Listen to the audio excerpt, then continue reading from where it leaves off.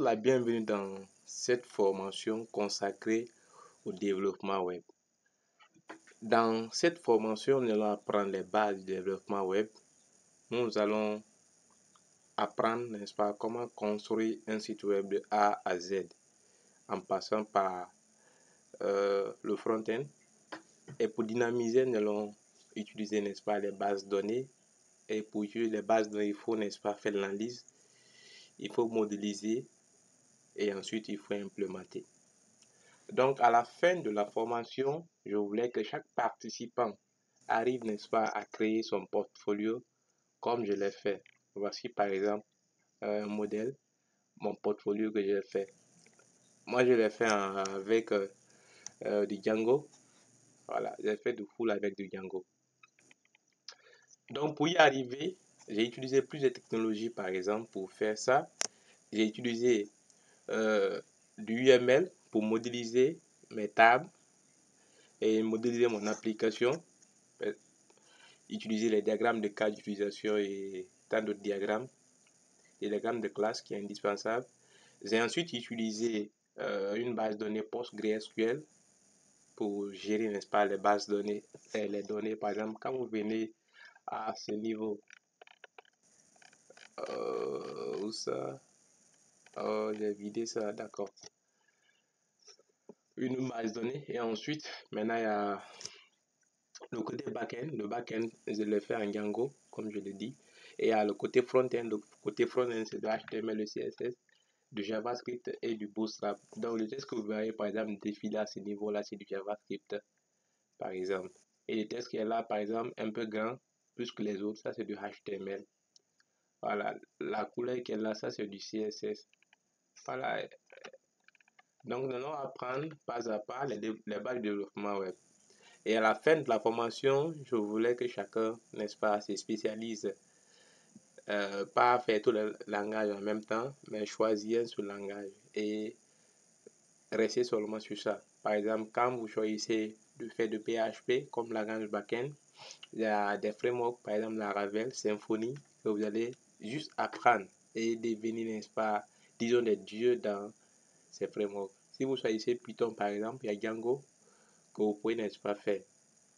Donc moi, je suis là pour vous accompagner dans le choix de votre langage de programmation et et dans la réalisation de vos projets. Donc, dans cette vidéo, nous allons juste faire une présentation des outils que nous allons utiliser. Donc, comme outils que nous allons utiliser les éditeurs de texte.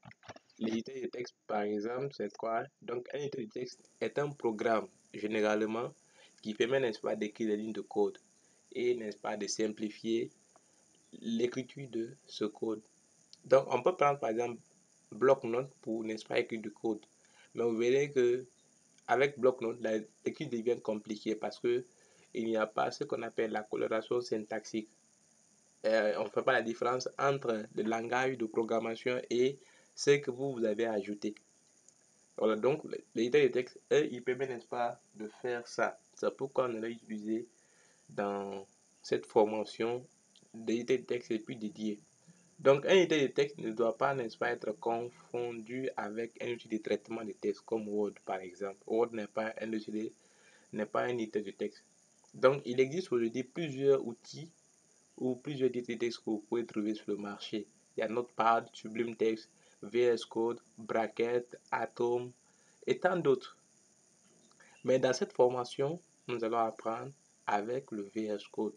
Le VS Code qui est l'éditeur de texte aujourd'hui qui est largement utilisé à cause de ses extensions. Donc moi, je l'ai déjà installé. Pour l'installer, c'est simple, vous vous rendez sur le site officiel de VS Code et puis vous l'installez. Vous le téléchargez puis vous l'installez. Une fois l'installation terminée, ce qui est important ici, c'est ajouter des extensions. Donc les extensions vont nous permettre d'aller plus vite. Voilà. Donc moi, j'ai ajouté les extensions que je vous recommande d'aller ajouter. Donc vous venez dans le dernier bouton ici, extension. Voilà, donc dans extension, par exemple, j'ai installé quelques extensions, mais je vais juste vous montrer ce que vous avez besoin pour suivre cette formation de HTML d'abord. quand vous allez grandir ou quand nous allons évoluer, je vous dirai qu'est-ce qu'il faut ajouter. Mais pour le moment, à installer les extensions que je vais citer. Donc, on a par exemple LiveServer. LiveServer, installer cette extension, je vous montrerai à quoi ça sert.